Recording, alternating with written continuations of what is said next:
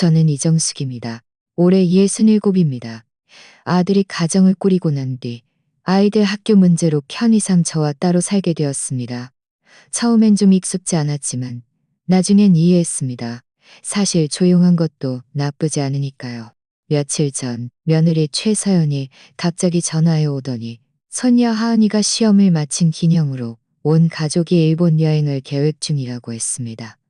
그 말을 듣자마자 저는 너무 기뻐서 구체적인 일정을 다급히 물었습니다. 민준이는 비행기 표도 비싸고 호텔도 예약하기 어렵다고 했습니다. 엄마, 저희가 돌아오면 다시 드릴 테니 우선 돈을 좀 보태주시면 어떨까요? 너희 새 비행기 표는 내가 낼게. 괜찮아. 요즘 딱히 쓸 데도 없어. 저는 아무렇지 않은 듯 말했지만 속으로는 연금 카드 잔액을 계산하고 있었습니다. 저는 500만 원을 인출해 아들 계좌로 송금했습니다. 특별히 하은이 여행이라고 메모를 남겼습니다. 그것은 저 자신에게 주는 다짐이자 그들에게 보내는 신호였습니다. 이번 여행에서 저는 그저 덤이 아니라 한 몫을 담당하고 있다. 그들은 지게 당일 아침 일찍 공항으로 오라고 했습니다. 사람이 많아 모이기 어렵고 비행기를 놓칠까봐 걱정된다며 먼저 와서 수속을 받고 탑승구에서 만나자고 했습니다. 저는 새벽 일찍 일어나 유일하게 제대로 된 외출복인 여행용 재킷을 꺼내 입고 전날 밤 미리 준비해둔 여행용 재킷을 꺼내 입고 전날 밤 미리 준비해둔 여행 당일에 준비해둔 여행 가방을 틈에서 집을 나섰습니다. 가방을 10년 전쯤 산 것이라 바퀴가 좀 삐걱거렸지만 그래도 삐걱거렸지만 여행 가방은 제 다리에 착 붙어 따뜻했습니다. 대합실은 에어컨이 빵빵하게 나와서 저는 두 팔로 몸을 감쌌습니다. 사람들은 오고 가며 웃고 떠들었고 모두들 먼 길을 떠나는 가벼운 표정이었습니다. 저도 모르게 미소를 지었습니다. 하은이가 전화했을 때의 목소리가 귓가에 울렸습니다. 할머니도 오세요. 저랑 같이 사진 찍어요. 애교를 붙잡던 모습이 눈에, 제 팔을 붙잡던 모습이 눈에 선해서, 나음이 활을 붙잡던 모습이 눈에 선해서 라는 한마디에 마치 보상이라도 받는 듯 했습니다. 그때였습니다. 휴대전화가 울렸습니다. 저는 무심코 웃으며 통화 버튼을 눌렀습니다. 여보세요, 민준아? 엄마, 저예요. 며느리의 목소리였습니다. 차분한 어조였습니다. 이번에는 그냥 오지 마세요. 저는 멍하니 아무런 반응도 할 수 없었습니다. 왜 그러니? 나 이미 도착했는데. 그녀는 저편에서 숨을 들이쉬는 소리를 냈습니다. 마치 준비된 말을 하려는 듯 했습니다. 저희는 이미 수속을 마쳤어요. 여기 너무 복잡해서 엄마 혼자 보안 검색대 통과하기 힘드실까 봐요. 하은이는 돌아와서 선물 사다 준대요. 그러니 고생하지 마시고 그냥 돌아가서 쉬세요. 저는 아무 말 없이 서서 휴대전화를 귀에 바싹 댔습니다. 조용히 물었습니다. 비행기표는 내가 냈는데. 그녀의 어조는 여전히 공손했습니다. 저희도 엄마가 힘드실까봐 그러는 거예요. 고생하는 걸 원치 않아서요. 돈 문제가 아니라 엄마를 위해서요. 바로 그때 전화기 너머로 하은이의 웃음소리가 들렸습니다. 내 집 여기 있어. 이어서 쨍하는 소리가 나더니 전화가 끊겼습니다. 저는 그 자리에 서 있었습니다. 휴대전화는 여전히 귀에 붙어 있었고 마치 기적처럼 다시 울리기를 기다리는 듯했습니다. 아무 소리도 나지 않았습니다. 저는 고개를 숙여 여행 가방을 내려다보았습니다. 제가 정성껏 접어 넣은 집반찬과 말린 과일이 들어있는 가방이었습니다. 가방은 제 발치에 조용히 놓여 있었고 마치 자신도 왜 이곳에 왔는지 모르는 듯했습니다. 방송에서는 끊임없이 각 항공편의 탑승 정보가 흘러나왔습니다. 주변의 여행객들은 짐을 끌고 오가고 편의점에서는 따뜻한 두유 냄새가 풍겨왔습니다. 모든 것이 평소와 다름없었습니다. 오직 저만이 마치 잘못된 장소에 온 관객처럼 아무도 알아주지 않는 입장권을 손에 쥐고 서 있었습니다. 저는 고개를 숙여 휴대전화를 살펴보았습니다. 부재중 전화도 사과의 메시지도 없었습니다. 급하게 그러지 마세요. 다시 이야기해요. 같은 형식적인 말조차 없었습니다. 본능적으로 안고 싶었지만 주변 좌석은 모두 꽉 차서 서 있을 수밖에 없었습니다. 여행 가방 손잡이를 쥔 손바닥에서는 천천히 땀이 배어나왔습니다. 분명 에어컨은 아주 세게 틀어져 있었는데 말입니다. 저는 깨달았습니다. 일시적인 일정 혼란도 아니었고 저를 데리러 오는 것을 잊은 것도 아니었습니다. 그들은 처음부터 저를 이 여행에 데려갈 생각이 없었던 것입니다. 이 여행은 처음부터 끝까지 저의 돈만 필요했고 저 자신은 필요 없었던 것입니다. 저를 힘들게 할까봐 걱정한 것이 아니라 제가 방해가 될까봐 두려워한 것이었습니다. 전화를 걸고 싶었습니다. 하다못해 한 번 더 확인이라도 하고 싶었습니다. 하지만 손가락은 화면 위에 멈춰 있었고 저는 결국 누르지 않았습니다. 왜냐하면 저는 문득 깨달았기 때문입니다. 설명은 들을 의지가 있는 사람에게나 하는 것이고 그들은 제가 함께 가기를 기다릴 인내심조차 없다는 것을요. 잠시 서 있었습니다. 문득 어깨가 너무 무겁게 느껴졌습니다. 짐 때문이 아니었습니다. 거절당했음을 알면서도 올 수 없는 그 서러움이 저를 짓누르고 있었기 때문입니다. 저는 천천히 몸을 돌려 여행 가방을 끌고 출국장 밖으로 걸어 나갔습니다. 바퀴가 바닥 타일 위를 굴러가는 소리는 아주 작았지만 그 소리 하나하나가 제 마음속을 굴러가는 듯 했습니다. 다른 사람의 발걸음에 부딪힐까봐 또 제가 넘어질까봐 조심했습니다. 주변에는 여전히 많은 여행객들이 있었지만 아무도 저를 알아채지 못했습니다.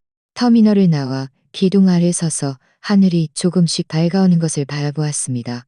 택시가 익숙한 아파트 단지 입구에 멈췄을 때 막 비가 그친 참이었습니다. 공기는 촉촉했고 바닥은 노란색과 흰색 가로등 불빛을 반사하고 있었는데 마치 아직 잠에서 깨어나지 못한 도시의 피부 같았습니다. 제가 내리자 기사님이 트렁크에서 여행 가방을 꺼내주며 혹시 위층까지 올려다 줄 도움이 필요한지 물었습니다. 저는 손을 저으며 괜찮다고 했습니다. 이 오래된 아파트 단지에는 20년 가까이 살았으니 어느 동의 엘리베이터가 노후했고 어느 집게가 시끄럽게 짖는지까지도 훤히 알고 있었습니다. 아래층의 호박나무는 여전히 새싹을 키우고 있었고 나무 줄기는 축축했으며 잎사귀에는 물방울이 맺혀 있었습니다.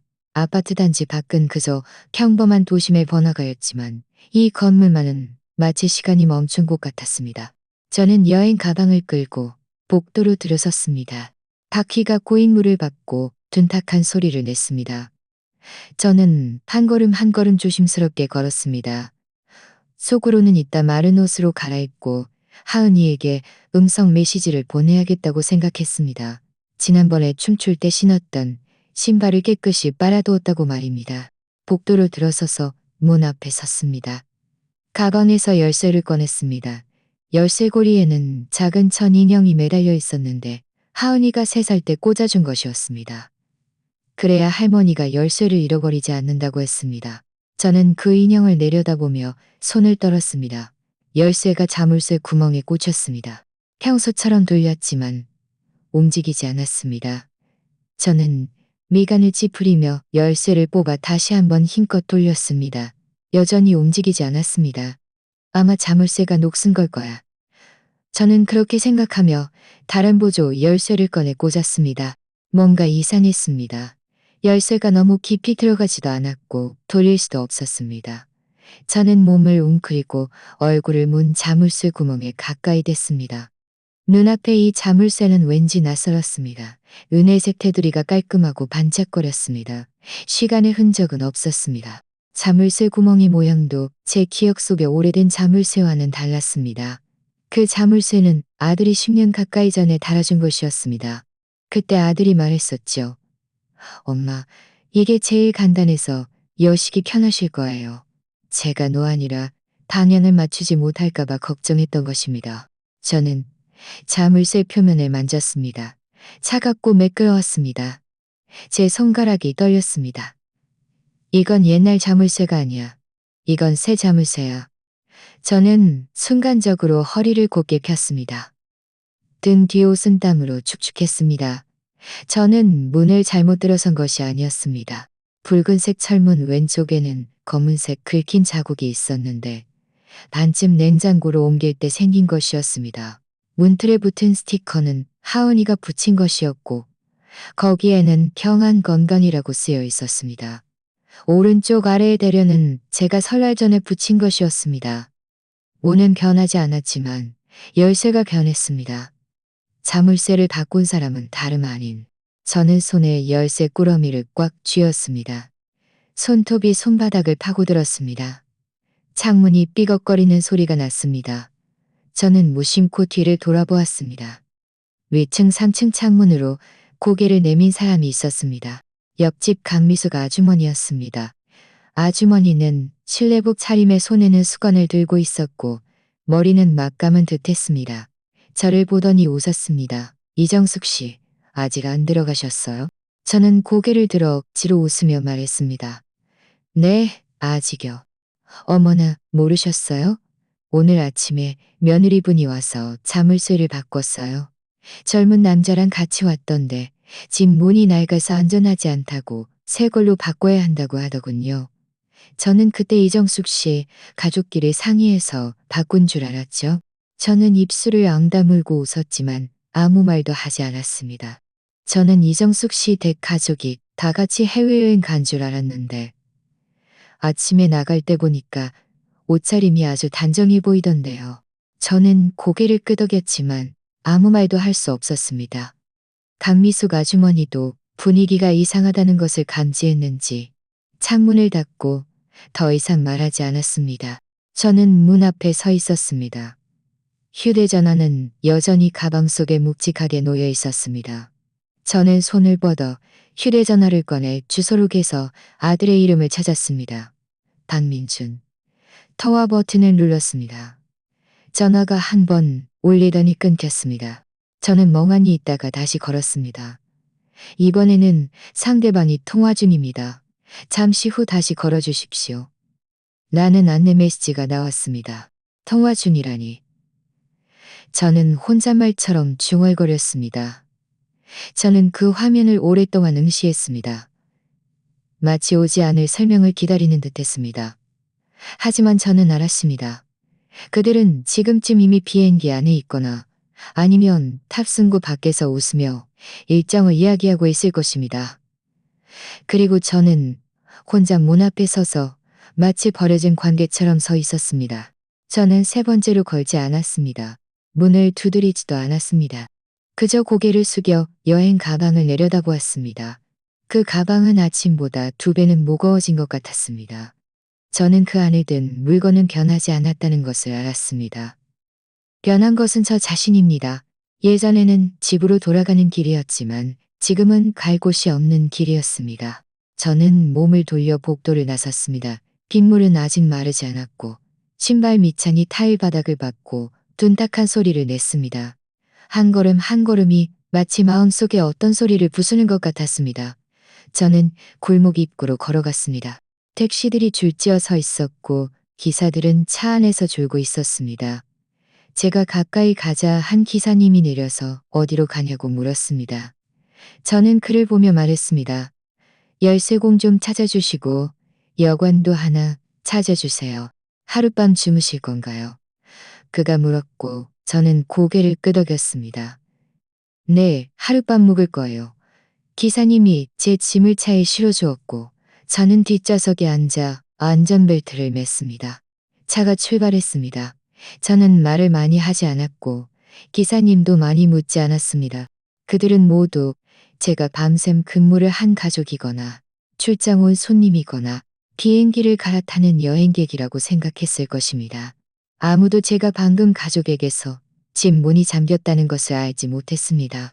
여관은 멀지 않은 번화가에 있는 저렴한 호텔이었습니다. 프런트 직원이 저를 2번 쳐다보더니 방키를 건네주었습니다. 8층. 방은 제일 안쪽에 있다고 했습니다. 저는 카드를 받아들었습니다. 손가락에 미세하게 힘이 들어갔습니다. 그 순간 저는 제 손이 떨리는 것이 두려운 건지 아니면 더 이상 아무것도 꽉 쥘 수 없게 될까봐 두려운 건지 알 수 없었습니다. 방은 작았습니다. 강은 작았습니다. 책상 하나가 있었고 TV는 벽에 걸려 있었습니다.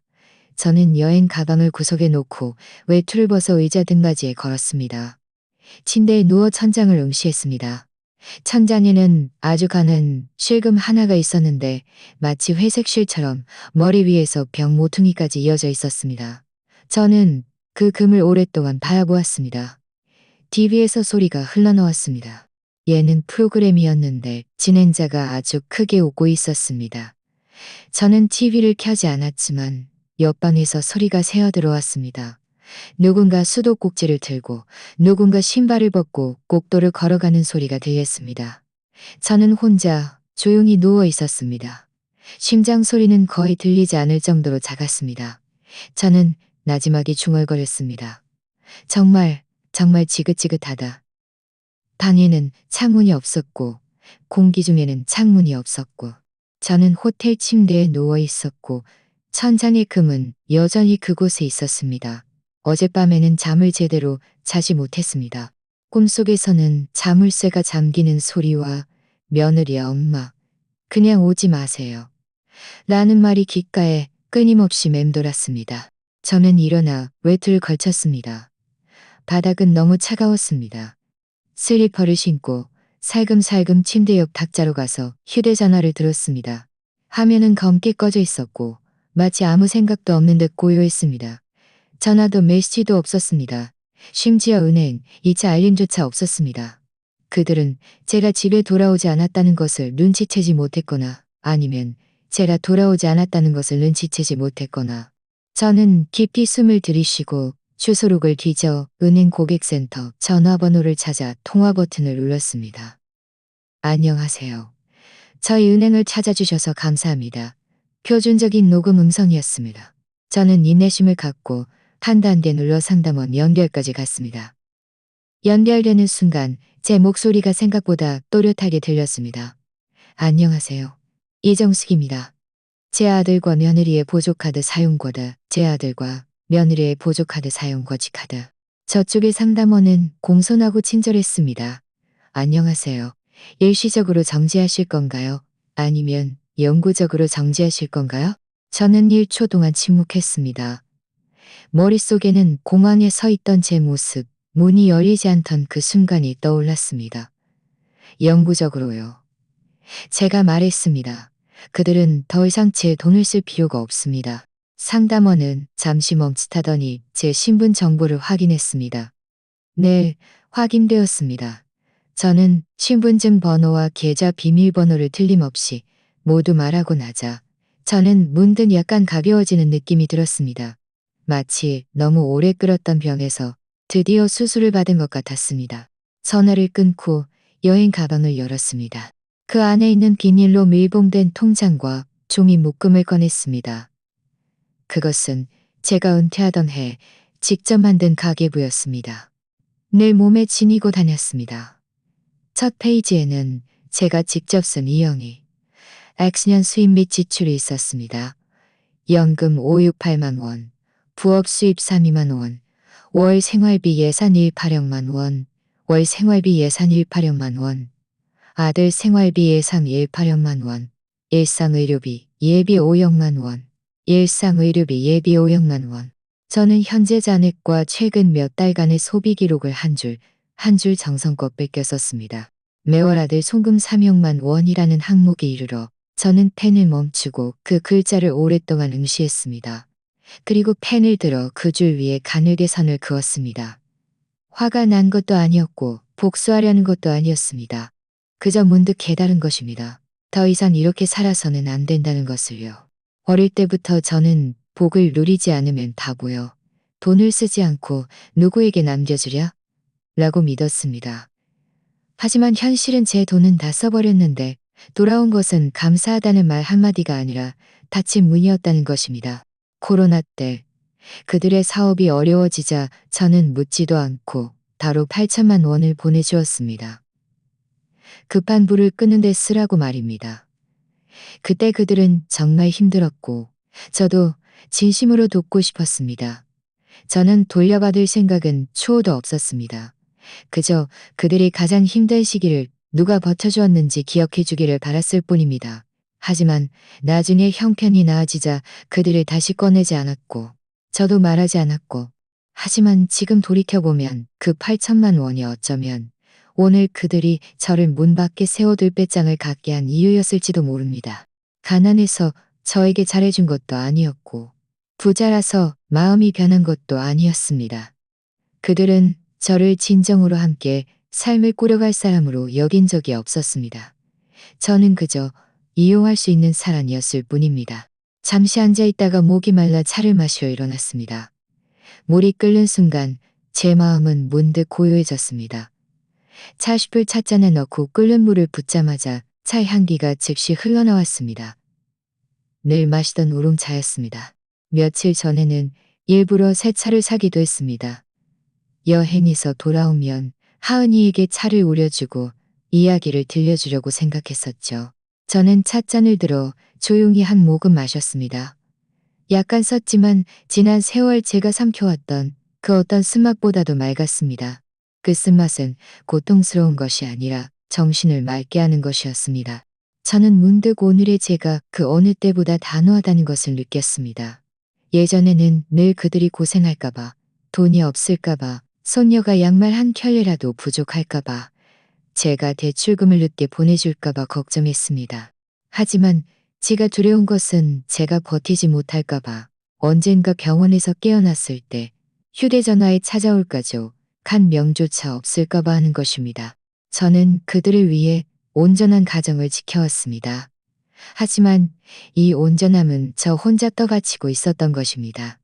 그들은 이미 밖에 서 있었고 심지어 제가 다시 들어올까봐 문을 잠가버린 것입니다. 저는 찻잔 위에 김이 조금씩 사라지는 것을 바라보았습니다. 귓가에는 호텔 복도에서 손님들이 문을 여는 소리, 물 흐르는 소리가 멀고 희미하게 들려왔습니다. 어릴 적 누군가에게 들었던 말이 생각났습니다. 자식 키워놓을 대비하는 일, 도둑 막듯 하라. 그때는 웃으며 노인들의 푸념이라고 생각했습니다. 지금은 웃지 않습니다. 저는 그 말을 나지막이 내뱉었습니다. 마치 공기 중에 제 자신에게 말하는 듯 했고 또 예전에 모든 것을 참아내던 이정숙에게 작별 인사를 하는 듯 했습니다. 저는 그 차를 다 마시고 찻잔을 깨끗이 씻어 말렸습니다. 그리고 가계부를 닫고 지워진 그 항목과 함께 여행 가방의 안주머니에 넣었습니다. 저는 일어나 짐을 정리했습니다. 동작은 급하지도 서두르지도 않았습니다. 옷 한 벌 한 벌을 다시 접었습니다. 어디를 가기 위해서가 아니라 제가 드디어 깨달았기 때문입니다. 앞으로의 한 걸음 한 걸음은 모두 저 자신을 위한 것이어야 한다는 것이요. 그 호텔 방문을 나서기 전 저는 그 침대를 뒤돌아보았습니다. 어제는 서러움과 피로를 안고 그 위에 쓰러졌지만 오늘은 결심을 안고 떠납니다. 그 차이는 엄청난 일이 일어났기 때문이 아니라 제가 드디어 그들의 변하기를 더 이상 기다릴 수 없다는 것을 알았기 때문입니다. 모든 문이 우리가 밖에서 지키고 있을 가치가 있는 것은 아니며 모든 가정이 우리의 모든 것을 바쳐 함께할 가치가 있는 것도 아니었습니다. 열쇠공이 왔을 때는 정우였습니다. 그는 검은색 공구 가방을 메고 허리에는 열쇠들이 줄줄이 매달려 있었습니다. 그는 제가 왜 자물쇠를 바꾸는지 묻지 않고 그저 문을 한번 보더니 이 문인가요? 라고 물었습니다. 저는 고개를 끄덕였습니다. 어떤 종류로 바꾸시겠어요? 저는 그의 가방에 있는 한 종류를 가리켰습니다. 다른 사람이 복제할 수 없는 종류로요. 되도록이면 고유 번호가 있는 것으로요. 그는 저를 한번 쳐다보았고 그의 눈에는 약간의 망설임이 스쳤지만 더 묻지 않고 고개를 끄덕였습니다. 알겠습니다. 가장 최신형으로 달아드리겠습니다. 이 열쇠는 칩이 없어서 누구도 복제할 수 없습니다. 열쇠 하나에 카드 하나. 저도 두 번째 열쇠는 못 만듭니다. 이걸로 해주세요. 제가 말했습니다. 그가 옛날 자물쇠를 해체하기 시작할 때 저는 옆에서 문에 기대어 아무 말도 하지 않았습니다. 문에 원래 달려있던 자물쇠는 비싼 것이 아니었습니다. 몇 년 전 민준이가 노인들에게는 이 종류가 가장 편하다고 해서 달아준 것이었습니다. 저는 그때 그 말을 믿었습니다. 저는 열쇠공이 전동 드릴로 나사를 하나하나 빠르게 푸는 것을 바라보았습니다. 옛날 자물쇠가 바닥에 떨어질 때 쨍하는 소리가 났습니다. 마치 무언가가 끊어진 듯했고 또 무언가를 드디어 내려놓은 듯했습니다. 이거 필요 없으시죠? 그가 물었습니다. 네, 필요 없어요. 저는 단호하게 대답했습니다. 그 자물쇠 껍데기는 여전히 문지방 옆에 놓여 있었습니다. 저는 고개를 숙여 그것을 내려다보았습니다. 한 가정이 당신을 배제할 때 가장 먼저 건드리는 것은 감정이 아니라 물리적인 수단이라는 것이요. 자물쇠는 사람을 막기 위한 것이고 그들은 더 이상 도둑을 막을 필요가 없었습니다. 그저 저를 막고 싶었을 뿐입니다. 더 이상 생각하지 않고 몸을 돌려 집 안으로 들어갔습니다. 열쇠공이 일하는 동안 저는 거실로 가서 벽에 붙은 수납장을 열었습니다. 그 안에는 아들이 독립한 후 여기에 남겨둔 양복 재킷 몇 벌이 가지런히 놓여 있었습니다. 그는 늘 이게 더 편하다고 말했지만 지난 1년 동안 한 번도 돌아와 입지 않았습니다. 수납장 아래에는 낡은 구두 한 켤레가 있었는데 밑창이 이미 갈라져 있었습니다. 저는 종이 상자를 꺼내 그 옷들을 접어 넣었습니다. 그리고 베란다로 갔습니다.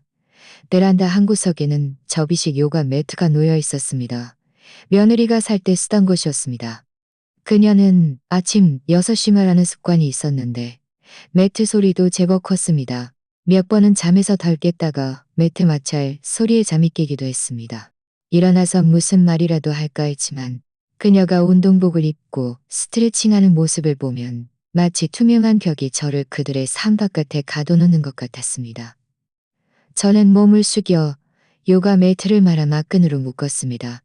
그리고 마찬가지로 상자 안에 넣었습니다. 주방으로 가서 찬장을 열었습니다. 위층 한 구석에는 노란색 작은 별이 그려진 유리컵 하나가 놓여 있었습니다. 컵 옆에는 제가 쓴 스티커가 붙어 있었습니다. 하은이가 가장 좋아하는 오렌지 주스 컵. 작년에 작은 시장에서 산 것이었습니다. 한번 떨어뜨려 작은 흠집이 생겼었는데 아이가 입술을 다칠까봐 일부러 사포로 문질러 부드럽게 만들었습니다. 저는 그 컵을 들어 잠시 바라보았습니다. 차마 상자에 바로 넣을 수가 없었습니다. 먼저 뜨거운 물에 담가 깨끗이 씻고 마른 수건으로 감싼 후에야 조심스럽게 넣었습니다. 저는 화를 내는 것도 아니었고 분노하는 것도 아니었습니다. 그저 그들의 물건이 더 이상 이곳에 속하지 않는다는 것을 알았을 뿐입니다. 상자는 거의 다 채워졌습니다. 저는 흰 종이를 찾아 한 줄을 썼습니다. 당신들의 물건은 내일 정오 전까지 가져가십시오. 이정수. 저는 그 쪽지를 상자에 붙이고 현관에는 낡은 천을 깔아 상자를 줄지어 놓았습니다. 마치 누군가 가져가기를 기다리는 택배 상자처럼 가지런히 분류되어 빠진 것 하나 없었습니다. 햇살이 창문을 비스듬히 통과해 들어와 바닥에, 상자에, 그리고 제 손에 떨어졌습니다. 그 순간에야 저는 깨달았습니다. 과거를 정리하는 느낌은 찢어지는 깨달았습니다. 열쇠공이 문 밖에서 저를 불렀습니다. 다 됐습니다. 한번 시험해 보세요. 저는 걸어갔습니다. 그가 열쇠 하나를 제게 건네주었습니다. 은백색 테두리의 모서리 부분은 가공된 흔적이 있었습니다. 손에 쥐니 묵직했습니다. 예전의 가벼운 열쇠와는 달랐습니다. 저는 열쇠 구멍에 열쇠를 꽂고 시계 방향으로 살짝 돌렸습니다. 딸깍 하는 소리와 함께 문이 단단하게 열렸습니다. 저는 미소를 지으며 고개를 끄덕였습니다. 열쇠공은 공구를 정리하고 떠났습니다. 저는 그를 엘리베이터 앞까지 배웅했습니다. 그가 떠나기 전 말했습니다. 이런 자물쇠는 정말 드물죠. 잘 바꾸셨습니다. 네, 알아요. 제가 말했습니다. 문이 닫히는 순간 집은 고요해졌습니다. 저는 혼자 문 뒤에 서서 열쇠를 손바닥에 놓고 만지작거렸습니다. 열쇠의 가장자리는 차가웠지만 오래 만지면 따뜻해졌습니다. 마치 말없는 약속 같았습니다. 이 문은 누가 오고 누가 갈지 내가 결정한다. 저는 드디어 깨달았습니다. 집이라는 단어는 공간도, 주소도, 심지어 그들이 입으로 말하는 돌아오면 다 괜찮아라는 말도 아니라는 것을요. 집은 당신이 문 안에 서서 문 밖에 누가 들어와야 하고 누가 더 이상 와서는 안 되는지 아는 곳이었습니다. 저는 다시 소파에 앉아 그 상자들을 바라보았습니다. 그리고 손에 쥔 열쇠를 만졌습니다. 이 순간 저는 더 이상 상실감에 불안해하지 않았습니다. 그들이 저를 필요 없어서가 아니라 제가 드디어 그들이 저를 더 이상 필요로 하지 않는다는 것을 인정할 수 있게 되었기 때문입니다. 열쇠가 제 손에 있어야 비로소 제가 이 집의 주인이었습니다. 저는 평생 변호사와는 인연이 없었습니다. 집을 살 때를 제외하고는요. 하지만 그때도 모든 협상은 아들이 했고 저는 마지막 페이지에 서명만 했습니다. 이번엔 달랐습니다. 저는 혼자 변호사 사무실로 들어갔습니다. 사무실은 크지 않았지만 깔끔하게 정돈되어 있었습니다. 책장에는 법률 서적들이 빼곡히 꽂혀 있었는데 저는 잘 이해하지 못했지만 빛나고 있는 듯 느껴졌습니다. 프런트의 젊은 직원이 저를 공손하게 한 사무실로 안내했습니다. 변호사가 안견했습니다. 이정숙 여사님, 안녕하세요. 요청하신 서류는 이미 준비해 두었습니다. 그는 서류를 제 앞으로 밀어주며 차분한 어조로 말했습니다. 내용을 다시 한번 확인해 드리겠습니다. 현재 고객님 명의로 된 모든 재산, 즉 부동산, 은행 계좌, 저축, 보험, 연금 계좌 등에 대해 명확한 사용 규정을 정하셨습니다. 저는 고개를 끄덕였습니다. 네, 맞아요. 부동산은 증여, 전대, 저당, 상속이 허용되지 않습니다. 그가 말했습니다. 연금 계좌는 고객님 개인만 사용하며 타인의 명의로 대리 수령할 수 없습니다. 은행 계좌는 외부에 개방되지 않으며 고객님 명의로 어떤 제3자 대출 행위도 허용되지 않습니다. 저는 펜을 들었습니다. 펜촉은 종이 위에서 잠시 멈췄습니다. 이정순 여사님, 확실하신가요? 그가 물었습니다. 저는 고개를 들어 그를 바라보았습니다. 확실합니다. 저는 그저 저 자신을 보호하고 싶을 뿐입니다. 제 목소리는 크지 않았지만 아주 또렷하게 들렸습니다. 변호사는 고개를 끄덕이며 서명 페이지로 서류를 넘겼습니다. 저는 제 이름을 서명했습니다. 한 글자 한 글자 그 어느 때보다 힘주어 썼습니다. 서명을 마친 후 그는 제게 복사본 한 부를 주며 정식으로 보관되어 효력이 발생하면 저 본인이나 법적 절차를 통해서만 변경할 수 있다고 말했습니다. 저는 서류를 가방에 넣고 일어섰습니다. 고맙다는 말을 건넸습니다. 변호사는 더 묻지 않고 조용히 제가 떠나는 것을 지켜보았습니다. 밖은 햇살이 눈부셨습니다. 저는 선글라스를 쓰고 거리를 따라 다음 목적지인 파출소로 걸어갔습니다. 길에서 아이들이 광장에서 스케이트보드를 배우고 있는 것을 보았습니다. 부모님은 옆에서 사진을 찍고 있었습니다. 저는 저도 모르게 잠시 멈춰서서 아이가 넘어지면서도 웃는 것을 바라보았습니다. 하은이가 어릴 적 저희 집 거실에서 땅 따먹기를 하며 뛰놀던 모습이 생각났습니다. 뛰면서 할머니, 제가 몇 칸 뛰었는지 세어보세요. 라고 말했었죠. 저는 그때 정말 어리석었습니다. 아이가 어릴 적 저를 따르기만 하면 나중에 이 친밀함을 기억해 줄 것이라고 늘 생각했습니다. 파출소는 멀지 않았습니다. 안으로 들어갔습니다. 안은 그리 바쁘지 않았고 두세 명의 민원인만 있었습니다. 저는 안내 데스크 앞으로 걸어갔습니다. 젊은 경찰관 한 명이 고개를 들어 저를 보았습니다. 아주머니, 무슨 일이세요? 집에 도난방지 등록을 하고 싶어요. 제가 말했습니다. 그는 멍하니 있다가 물었습니다. 무슨 일이라도 겪으셨나요? 저는 살짝 웃으며 말했습니다. 아니요. 그냥 예방 차원이에요. 그는 고개를 끄덕이며 요즘 가족을 사칭해 돈을 빌리는 경우가 많으니 정보를 등록해두는 것이 만약을 대비하는 데 도움이 된다고 말했습니다. 그는 제게 서류 한 장을 작성하게 하고 제 휴대전화 번호와 신분증 정보를 등록해 주었으며 고위험 번호 알림 서비스도 개통해 주었습니다. 누가 위협했나요? 그가 다시 물었습니다. 저는 고개를 저었습니다. 아니요. 그저 나이가 드니 갑자기 조심하는 게 더 안심이 되어서요. 이 말을 하고 나자 저는 그 경찰관의 얼굴을 바라보며 문득 깨달았습니다. 이 나이가 되어서야 비로소 사람을 경계하는 법을 배우기 시작하다니 너무 늦은 것은 아닐까 하고 말입니다.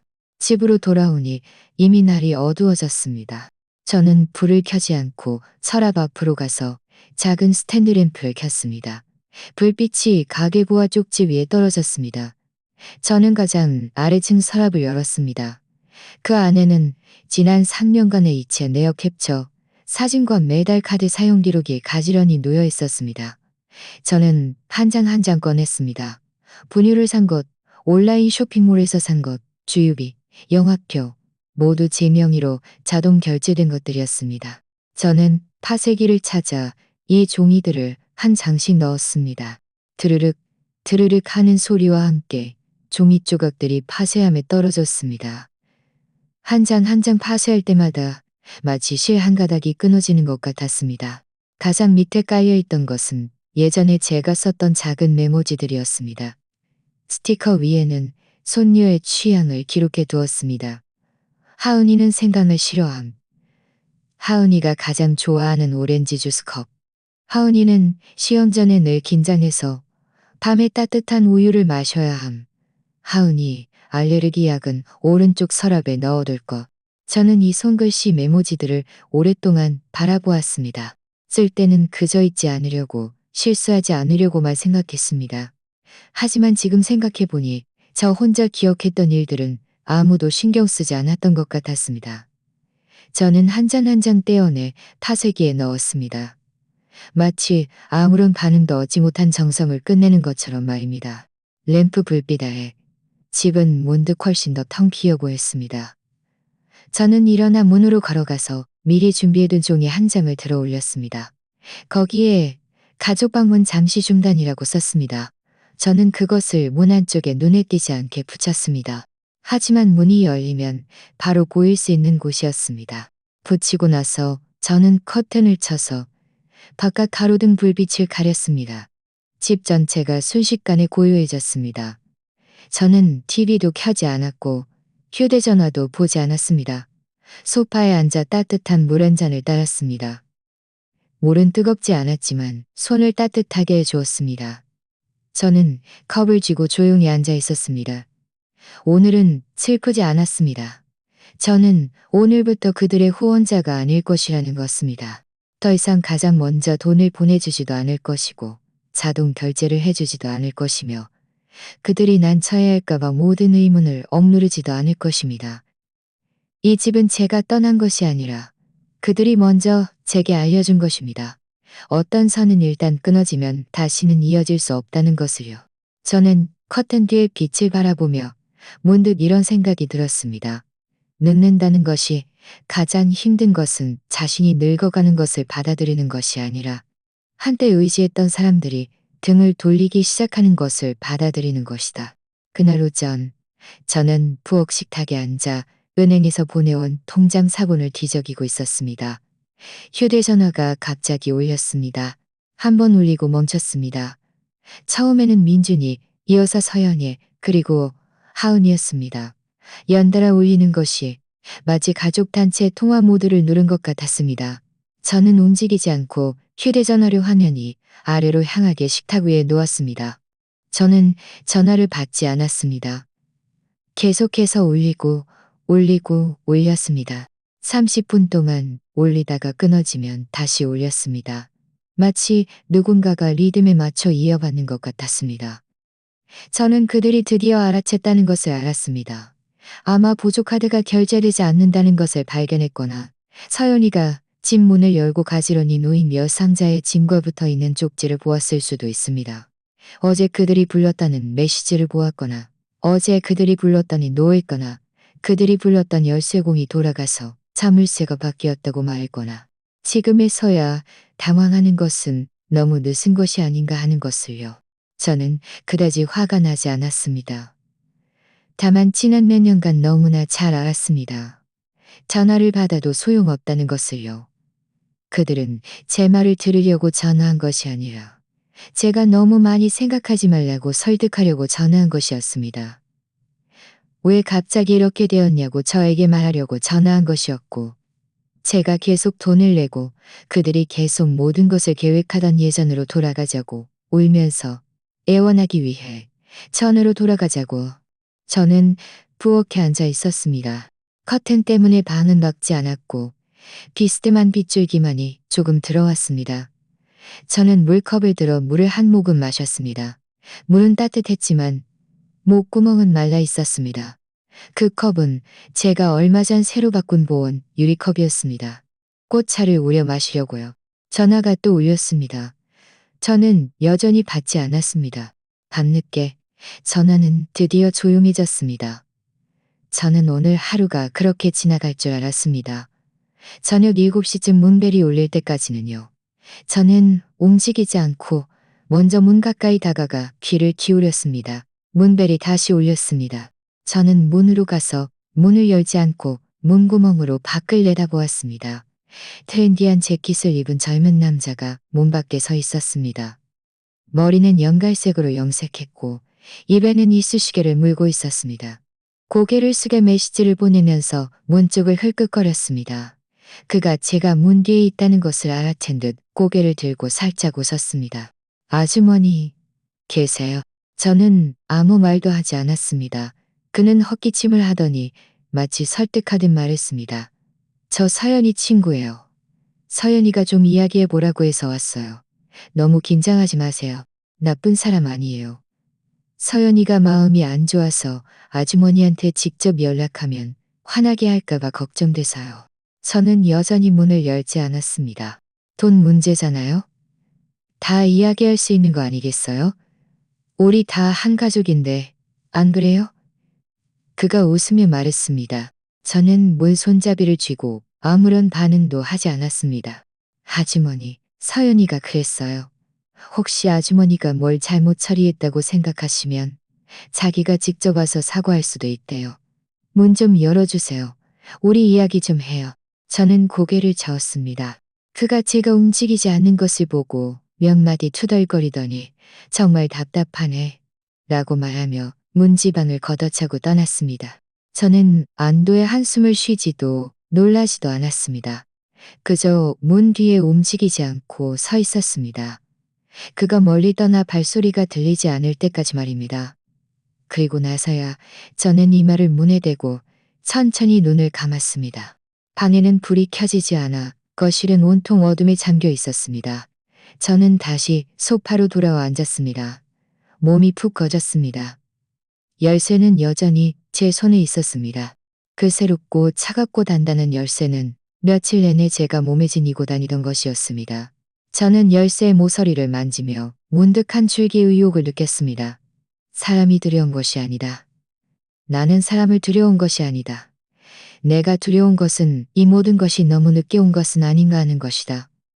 이 열쇠는 더 일찍 바뀌었어야 했던 것은 아닐까? 그 고지서는 더 일찍 찢었어야 했던 것은 아닐까? 그 미처 하자 했던 것은 아닐까?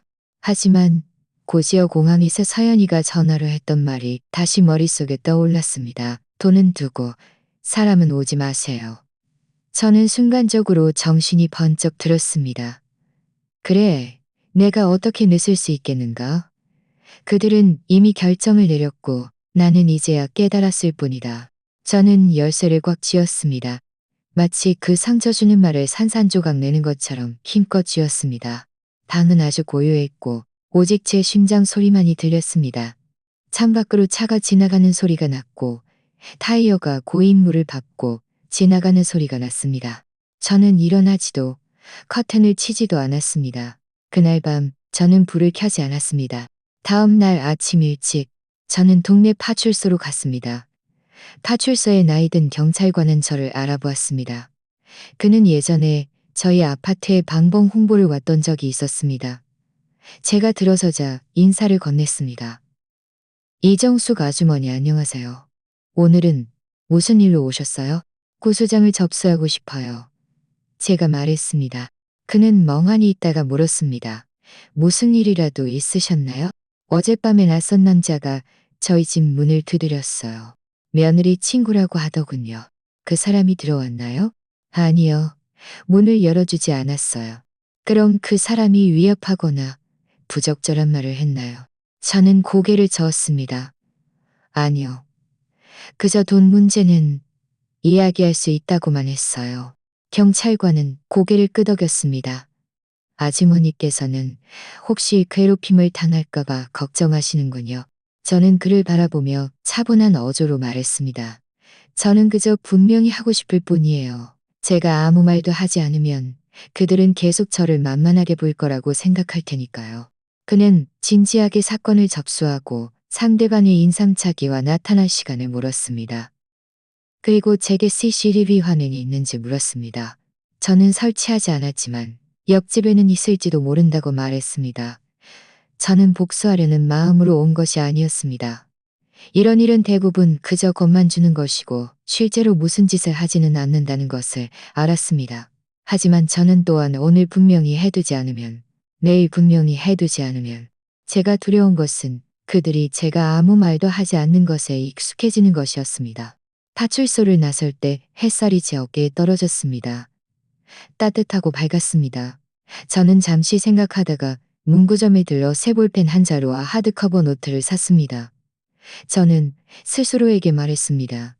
이제 삶을 다시 기록하기 시작할 것이라고요. 비록 아침 식사 한 끼, 산책 시간 한 번, 날씨 맑은 오후 한때일지라도 말입니다. 오전 10시, 저는 베란다에서 빨래를 걷고 있었습니다. 햇살이 좋았습니다. 저는 옷걸이를 하나하나 걸었습니다. 어떤 옷감은 햇살 아래 미세하게 빛나고 있었습니다. 저는 장갑을 끼지 않고 잠시 햇볕을 쬐자 손등이 살짝 뜨거워졌습니다. 저는 내려놓지 않고 다른 손으로 바꿔 계속 걸었습니다. 그때 문벨이 울렸습니다. 저는 약간 의아했습니다. 빨래를 내려놓고 거실로 가서 문구멍으로 내다보았습니다. 잘 재단된 긴 코트를 입고 케이크 상자를 든 중년 여자가 서 있었습니다. 저는 그녀를 알아보았습니다. 서연이의 어머니였습니다. 그녀는 단정하게 서서 겸손하면서도 당당한 미소를 띠고 있었습니다. 문이 열리자마자 그녀는 활짝 웃었습니다. 예정숙 씨, 오랜만이에요. 저는 아무 말도 하지 않고 그저 그녀를 바라보았습니다. 그녀는 케이크 상자를 앞으로 내밀었습니다. 다른 뜻은 없어요. 오늘은 그냥 아주머니랑 이야기 좀 하러 왔어요. 서연이 그 아이가 말이나 행동이 좀 경솔한 면이 있어요. 너무 마음에 담아두지 마세요. 아무리 그래도 한 가족이잖아요. 그렇죠? 저는 그 케이크를 받지 않았습니다. 그녀는 웃으며 제 집 소파에 앉았습니다. 마치 자기 집 거실에 온 것처럼 말입니다. 제가 어른으로서 오늘은 어른을 설득하러 왔어요. 그녀가 말했습니다. 이정숙 씨, 솔직히 말씀드리자면 이렇게 하시는 건 좀 보기 좋지 않아요. 저는 거실에 서서 움직이지 않고 그녀가 말을 마칠 때까지 기다렸습니다. 화가 나신 건 알아요. 아이들이 아주머니를 고만히 혼자 두고 간 건 정말 잘못된 일이죠. 그녀의 어조는 바뀌어 약간 이상적인 말투가 되었습니다. 하지만 아주머니도 아셔야 해요. 사연이가 이 가정을 위해 얼마나 희생했는지요. 그녀는 제가 말을 받을 틈도 주지 않고 계속 말했습니다. 아주머니 아들은 지난 10년간 밖에서 고생했어요. 사연이는 아이들을 돌보면서도 아주머니를 이쪽저쪽 챙겨드렸고요. 그건 맞아요. 하지만 서연이가 지난 몇 년간 진정한 자유를 누린 적이 있었나요? 저는 여전히 아무 말도 하지 않았습니다. 그녀는 몸을 앞으로 숙여 나지막이 말했습니다. 아이들이 커가면서 며느리 노릇하기가 힘들어요. 이번에 아주머니가 화가 났다고 자물쇠를 바꾸고 문을 못 들어오게 하는 건 좀 심하지 않나요? 저는 그녀의 손 옆에 놓인 케이크 상자를 바라보았습니다. 포장이 정교했고 근처 유명한 프랑스 디저트 가게의 것이었습니다. 그녀는 분명 준비를 단단히 하고 온 것이었습니다. 저는 천천히 앉았습니다. 차분한 어조로 말했습니다. 제가 지난 10년간 이 집의 월세, 전기세, 수도세 다 냈어요. 아이들 등하원도 제가 다 시켰고요. 그녀가 끼어들려고 입을 열었습니다. 저는 가볍게 손을 들어 막았습니다. 잠깐만요. 아직 말 안 끝났어요. 서연이가 자유를 원한다면 자기 가정을 꾸리고 자기 삶을 스스로 꾸려나가야 하는 거 아니겠어요? 당신의 가족은 제 집에서 사는 것을 당연하게 여기면서 오히려 저더러 비합리적이라고 비난하네요. 이제 제가 살지 않겠다고 하니 제가 인정 없는 사람이 되는 건가요? 저는 그녀의 눈을 똑바로 보았습니다. 10년간 월세 한 푼 안 내고 살면서 오히려 억울하다고 생각하는 건 당신 딸이 너무 탐욕스러운 거 아니겠어요? 그녀의 얼굴에 변화가 일어났습니다. 순간적으로 반박하고 싶었지만 할 말을 찾지 못했습니다. 바로 그때 계단에서 발소리가 들렸습니다. 어이쿠, 이게 누구야? 강미숙 아주머니의 목소리였습니다. 그녀는 장바구니를 들고 계단을 올라오다가 집안에 낯선 사람이 서 있는 것을 보고 멈칫했습니다. 저는 움직이지 않았지만 그녀는 성큼성큼 다가와 문 앞에 서서 그 사람이 누구인지 확인하더니 눈살을 찌푸렸습니다. 당신 서연이 엄마지? 그 여자는 고개를 들어 아주머니를 한번 쳐다보더니 살짝 고개를 끄덕였습니다. 강미숙 아주머니는 콧방귀를 뀌었습니다. 당신 딸이 무슨 짓을 했는지 내가 다 알아요. 이정숙 씨 집에서 10년 살면서 노인의 하인처럼 부려먹었지.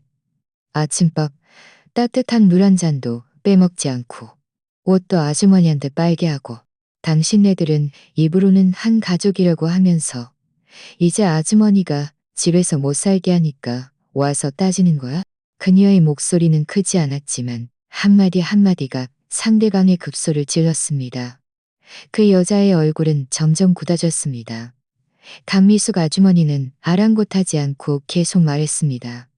당신의 친척들은 정말 친할수록 더 잔인해지는구먼. 나 같은 이웃도 보고만 있을 수가 없어. 노인 혼자서 이렇게 오랜 세월 버텨왔는데 노인대학 갈 시간도 없고 먹고 싶은 것도 마음껏 못 사 먹었어. 저는 끼어들지 않고 그저 그녀를 바라보았습니다. 그녀는 케이크 상자를 들고 있었고 입가에는 여전히 억지로 예의를 지키는 미소가 걸려 있었습니다. 이정숙 씨, 제가 오늘 온 건 그저 다른 방식으로 소통하고 싶어서요. 저는 걸어가서 케이크를 갖다 들었습니다. 문으로 가서 문을 열었습니다. 받을게요. 저는 잠시 멈칫했습니다. 이걸로 당신에게 갚으려는 거예요. 그녀는 멍하니 있다가 물었습니다. 무슨 뜻이에요? 저는 케이크를 그녀의 손에 쥐어주었습니다. 당신 딸은 지난 세월 감정적으로 이득을 취하면서도 아무도 그를 대신에 따져준 적이 없어요. 오늘 당신은 어른으로서 설득하러 왔지만 저는 따지러 온 것이 아니라 이 관계를 끊으러 온 거예요. 그녀는 입을 벌려 뭔가 말하려 했습니다. 제가 말을 끊었습니다. 당신의 가족은 한계를 몰라요. 제가 그 한계를 가르쳐 드릴게요. 말을 마치자마자 저는 문을 닫았습니다. 문이 닫히는 순간 소리는 크지 않았지만 마치 묵직한 커튼이 예전의 모든 기대, 실망, 비난, 인내를 가로막는 듯 했습니다. 아침에 일찍 일어났습니다. 아직 날이 완전히 밝지 않아 창밖은 회색빛이었습니다. 저는 일어나 침대 머리에 몇 분 동안 기대 앉아 창문 틈으로 들어오는 빛을 바라보았습니다. 그 빛은 하얀색이었고 눈부시지 않았습니다. 마치 누군가 멀리서 희미한 등불 하나를 켠 것 같았습니다. 저는 일어나 씻고 회색빛 낀 코트를 입었습니다. 열쇠와 동전 지갑을 주머니에 넣고 작은 접이식 우산도 하나 더 챙겼습니다. 요즘 날씨가 변덕스러워서 저는 언제든 준비하는 것이 습관이 되었습니다. 집을 나설 때 공기에는 약간 습한 기운이 돌았습니다. 복도는 아직 고요했습니다. 아래층 경비실에는 불이 켜져 있었고 문 앞의 관목들은 푸른빛을 띠고 있었습니다. 새싹이 이미 돋아나 있었습니다. 저는 아파트 단지 역 공원까지 걸어갔습니다. 그곳은 도시의 크지도 작지도 않은 녹지였습니다. 일찍 나온 사람들이 적지 않았습니다. 몇몇 노인들은 태극권을 하고 있었으며 또 다른 사람들은 개를 산책시키고 있었으며 또 다른 사람들은 개를 산책시키고 있었습니다. 햇살이 나뭇가지 사이로 얼룩덜룩하게 비쳐 제 무릎에 떨어졌습니다. 따뜻했고 약간 눈부시기도 했습니다. 저는 고개를 들어 눈을 감았다가 천천히 다시 떴습니다. 그 순간 말로 표현할 수 없는 가벼움을 느꼈습니다. 기쁜 것도 편안한 것도 아니었습니다. 그저 가벼웠습니다. 예전의 매일은 그들의 삶을 계획하는 데 보냈습니다. 아침밥은 죽으로 할까? 서연이는 오늘 야근할까? 하은이 학교는 내가 데리러 갈까? 민준이는 이번 주말에 돌아올까? 제 머리는 마치 가족 사무처리 센터처럼 멈추는 법이 없었습니다. 하지만 이제는 없었습니다. 아무도 전화하지 않았고 아무도 메시지를 보내지 않았으며 아무도 엄마, 제 카드 한도 초과됐어요. 라고 말하지 않았습니다. 아무도 갑자기 저에게 택배를 받아달라거나 지하철을 대신 타달라고 부탁하지 않았습니다. 저는 이제 그저 이정숙입니다. 누구의 엄마도 아니고 누구의 후원자도 아닙니다. 제가 앉아 있는데 익숙한 그림자가 다가왔습니다. 정씨 아저씨였습니다. 그는 아침 식사봉투 2개를 들고 있었고 손에는 따뜻한 두유 한 잔을 들고 있었습니다. 어이구, 일찍도 나오셨네. 그는 두유를 제게 건네주며 웃으며 말했습니다. 설탕 안 넣은 걸로 사왔어요. 저는 받아들고 웃었습니다. 아저씨도 매일 이 시간에 나오시잖아요. 그는 제 옆에 앉아 봉투에서 꽈배기를 하나 꺼내 한 입 빼어물며 우물거렸습니다. 우리 마누라가 퇴직하고 나서는 9시까지 자요. 제가 집에 있으면 오히려 잔소리만 듣지. 차라리 나와서 햇볕이나 쬐는 게 낫지. 저는 고개를 숙여 두유를 한 모금 마셨습니다. 따뜻한 김이 코끝에 닿으니 아주 편안했습니다. 그가 저를 한 번 보더니 말했습니다. 이정숙 씨, 요즘 안색이 달라지셨어요. 예전에는 시장에 내려가는 걸 봐도 늘 미간을 찌푸리고 계셨는데 지금은 자유인 같으시네요. 저는 말을 받지 않고 있다가 잠시 후 말했습니다. 네, 아무도 저를 재촉하려고 전화하지 않고 아무도 제가 모든 것을 떠맡기를 바라지 않으니까요. 그는 고개를 끄덕였습니다. 우리 마누라 쪽 아들도 내 주민등록을 말소시키려고 했어요. 그런데 내가 바로 법원에 소송 걸어서 이겼지. 그는 그렇게 말하며 하하 웃었습니다. 눈가의 주름이 접이식 부채처럼 펼쳐졌습니다. 저도 웃었습니다. 웃겨서가 아니라 그 순간의 가벼움이 전염되는 것 같았기 때문입니다. 아저씨 아세요? 저는 멀리서 체조하는 사람들을 바라보았습니다. 저는 사실 화가 난 게 아니었어요. 저는 정말 지쳐 있었어요. 그는 제가 말을 끊지 않고 계속 말하게 했습니다. 제 평생을 말이죠. 앞에 몇십 년은 부모님을 위해, 뒤에 몇십 년은 자식과 손주를 위해 살았어요. 결국에는 앉아서 한숨 돌릴 꽃조차 남의 눈치를 봐야 했죠. 제 어조는 평온했고 짜증이나 분노는 없었습니다. 저는 그들을 미워하지 않아요. 정말 미워하지 않아요. 저는 그저 제 남의 삶을 살고 싶을 뿐이에요. 정씨 아저씨는 꽈배기를 씹으며 고개를 끄덕였습니다. 이정숙 씨 같은 분은 좀 더 일찍 내려놓고 살아야 해요. 채권자가 아니라 사람처럼요. 저는 살짝 미소 지었습니다. 저는 평생 그들을 떠받쳤어요. 이제는 제 차례예요. 우리는 나란히 앉아 운동하던 사람들이 천천히 흩어지는 것을 바라보았습니다. 햇살이 조금씩 높아지고 나뭇잎 그림자도 함께 흔들렸습니다. 저는 가방에서 오늘 신문을 꺼내 지역 정보란을 펼쳤습니다. 어제 찢어 두었던 것이었고 오늘 아침에 가지고 나왔습니다. 그곳에는 빨간색으로 표시된 광고가 있었습니다. 어르신 독서, 모임 모집 중, 주1회 자료 제공, 선착순 15명 접수. 전화번호는 손글씨로 인쇄되어 아주 또렷했습니다. 저는 주머니에서 펜을 꺼내 그 번호의 밑줄을 긋고 오후에 전화할 준비를 했습니다. 저는 저 자신에게 일을 만들려고 하는 것이 아니었습니다. 저는 그저 제 시간이 누구에게서 오는 것도 아니고 어떤 가족 역할로 정의되는 것도 아니라는 것을 증명하고 싶을 뿐이었습니다. 저는 하루 24시간을 가지고 있었고 더 이상 그들에게 이 시간을 양보할 필요가 없었습니다. 이제 매 순간이 모두 저 자신의 것이었습니다. 저는 신문을 접고 시계를 보았습니다. 해가 거의 정오를 향하고 있었습니다.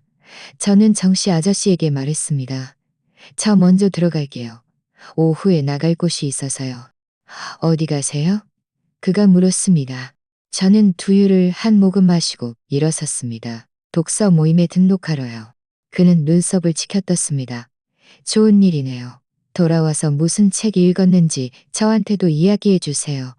저도 갈지도 모르죠.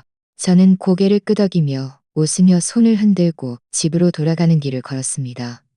햇살은 더욱 밝아졌습니다. 저는 문득 이 아침이 지난 세월쯤 가장 진실한 아침이라는 생각이 들었습니다. 역할도 없고 기대도 없고 감정적 협박도 없었습니다. 저는 그저 짐을 내려놓은 한 노인일 뿐이었고 이제 자신만의 삶 속으로 걸어 들어가고 있었습니다. 오후가 되자 구름이 낮게 깔렸습니다. 마치 겹겹의 공기가 천천히 내려앉는 듯 했습니다. 바람이 이미 불어 나뭇가지가 흔들리고 문틈 사이로 창문이 살짝 흔들리는 소리가 들렸습니다. 저는 창가에 앉아 고가차한 주전자를 우려냈습니다. 차 향기가 피어오를 때 문득 아래층에서 소리가 들렸습니다. 처음에는 계단에서 여행 가방 바퀴가 꾸르륵 꾸르륵 소리를 내는 것이었습니다. 이어서 익숙한 발소리가 들렸고 약간 숨을 헐떡이는 소리도 들렸습니다. 문 밖에서 노크 소리가 났습니다. 규칙적이고 약간 다급한 소리였습니다. 엄마, 서연이에요. 저희 돌아왔어요. 저는 움직이지 않고 찻잔을 든 채 조용히 한 모금 마셨습니다. 오늘 차는 약간 진하게 우려져 쓴맛이 그리 부드럽지는 않았지만 저는 서두르지 않았습니다. 다시 차를 우릴 생각도 일어나 문을 열 생각도 없었습니다. 문 밖에서는 여행 가방을 내려놓는 소리가 들렸습니다. 마치 누군가 어떻게 해야 할지 작은 소리로 상의하는 듯했습니다. 저는 일어나 창가로 가서 커튼을 살짝 걷어 올렸습니다. 과연 그들이었습니다. 민준이는 여행 가방을 들고 꼿꼿이 서 있었지만 표정은 굳어 있었습니다. 표정은 굳어 있었습니다. 서연이는 두 손으로 문을 가급히 두드리고 있었는데 마치 마지막 가능성이라도 붙잡으려는 듯했습니다. 하은이는 두 사람 사이에 서서 인형을 안고 격에 기대어 어찌할 바를 모르는 듯했습니다.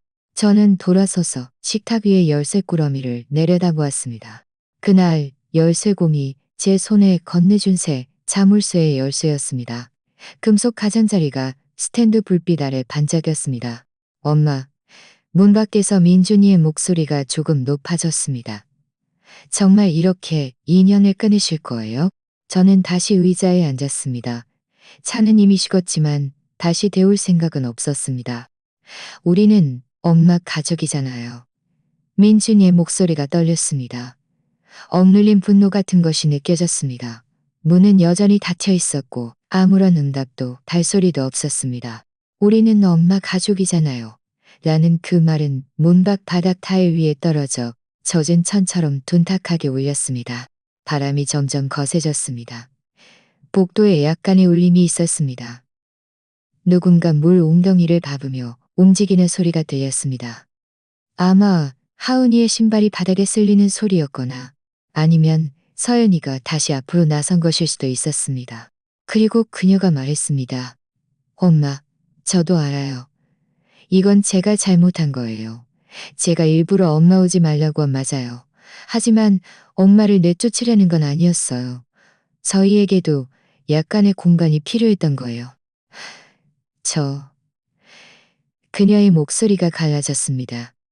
지난 몇 년간 저희가 정말 엄마 집에서 살면서 엄마랑 많은 일들을 상의하지 못한 건 맞아요. 하지만 저희는 가족이잖아요. 정말 이렇게까지 하실 거예요. 정말 다시 기회를 주지 않으실 거예요? 그녀의 목소리는 끊겼다가 이어졌다가 하며 약간 미끄러지는 듯 했습니다. 저는 문을 열지 않았습니다. 비가 드디어 내리기 시작했습니다. 처음에는 가늘게 내리더니 이내 쏟아지는 소나기가 되었습니다. 저는 커튼을 열고 그들의 짐이 복도 옆에 놓여 긴 물에 한쪽 끝이 젖어 천의 색깔이 진해진 것을 보았습니다. 그들은 아직 가지 않고 문 앞에서 망설이고 있는 듯 했습니다. 저는 더 이상 오래 보지 않고 커튼을 닫았습니다. 그리고 다시 뜨거운 물 한 잔을 따랐습니다. 이 집은 고요했습니다. 하지만 텅 비어있는 그런 고요함이 아니었습니다. 제가 선택한 고요함이었고 저 혼자서도 숨쉬기 편안한 고요함이었습니다. 누구를 기다리는 것도 아니고 누가 떠날까봐 걱정하는 것도 아니었습니다. 저는 고개를 숙여 열쇠 꾸러미를 내려다보았습니다. 금속에 물기가 맺혀 있었습니다. 제가 방금 문 옆에 서 있을 때 흘린 땀이었습니다. 저는 살짝 닦아내고 열쇠를 나무 상자 안에 넣어 뚜껑을 닫았습니다. 그 순간 저는 마음속으로 분명히 알았습니다. 열쇠는 제 손에 있고 문은 제가 열어야 하는 것입니다. 라고 외친다고 해서 제가 잘못했어요. 라고 외친다고 해서 제가 반드시 열어야 하는 것도 아니고 당신이 비바람을 맞고 돌아온다고 해서 제가 집을 내줘야 하는 것도 아니고 당신이 비바람을 맞고 돌아온다고 해서 이정숙은 한때 차가운 밥을 한 입에 삼키고 한 푼 두 푼 모은 돈을 아낌없이 내어주며 가정을 지탱하는 것을 본분으로 여겼고 주는 것을 사랑이라고 생각했습니다. 그녀는 묵묵히 희생하면 언젠가 온 가족이 한 식탁에 둘러앉을 수 있을 것이라고 믿었습니다. 하지만 그날이 되어서야 그녀는 알았습니다. 어떤 가족 관계는 자원처럼 소모되어 버리면 0이 되어버리면 0이 되어버리면 0이 되어버리면 0이 되어버린다는 것을요. 아들에게는 방문객이라는 꼬리표를 붙였고 자신만의 노년에는 새로운 자물쇠를 달아 열쇠는 오직 자신만이 가질 수 있도록 했습니다. 그녀는 깨달았습니다. 가족 관계는 결코 한 사람의 한계를 소모하는 데 쓰여서는 안 된다는 것을요. 당신은 이정숙처럼 자신의 삶 전체를 타인에게 바쳤으면서도 정작 자신을 위한 열쇠 하나를 남겨두지 않았던 것은 아닌가요? 이번 이야기는 여기까지입니다. 제가 5,000명 구독자 목표를 달성하는데 몇 번째로 도움을 주실 분이 되실까요? 지금 바로 구독해주세요. 채널의 성장을 함께 지켜봐 주시길 진심으로 초대하며 제 이야기가 여러분에게도 배움이 되기를 바랍니다. 다음 시간에 또 만나요. 본 채널의 이야기는 사회 뉴스, 시청자 투고, 댓글 공유 등 실제 사건을 각색한 것입니다. 내용에 대한 의견이나 제안이 있으시면 댓글로 소통하거나 여러분의 이야기를 들려주세요. 다음 이야기의 주인공이 바로 당신일 수도 있습니다.